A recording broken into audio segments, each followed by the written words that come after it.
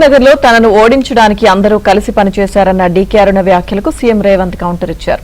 DK అరుణను ఓడించడానికి 14 సభలు పెట్టినా ప్రజలు మాత్రం ఆమెను గెలిపించారన్నారు.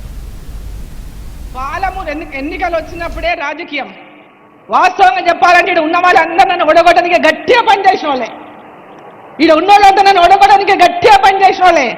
కానీ ఎన్నికలు అయిపోయినాయి. మనం అందరం కలిసి పాలమూరు అభివృద్ధి లక్ష్యంగా, అభివృద్ధి ధ్యేయంగా మనం పనిచేసేటటువంటి లక్ష్యంతో ఇవాళ పాలమూరు అభివృద్ధి కోసం కట్టుబడి పనిచేస్తా ఉన్నాం.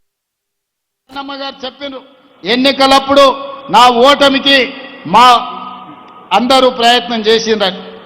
నేనేం దాపరికం లేదు. నేను నిలబడితే కూడా అన్ని మీటింగులు చేయను. అంతకంటే ఎక్కువ మీటింగులు మహబూబ్నగర్ ఎంపీ కోసం, వంశీచంద్ర రెడ్డిని గెలిపించడం కోసం తిరిగిన. ఒకవేళ నేనే నిలబడితే 4 మీటింగులు చేస్తోని.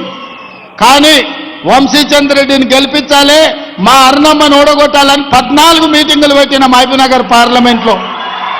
కానీ ప్రజలు వారిని ఆశీర్వదించారు, గెలిపించారు. ఎన్నికలు అయిపోయినాయి.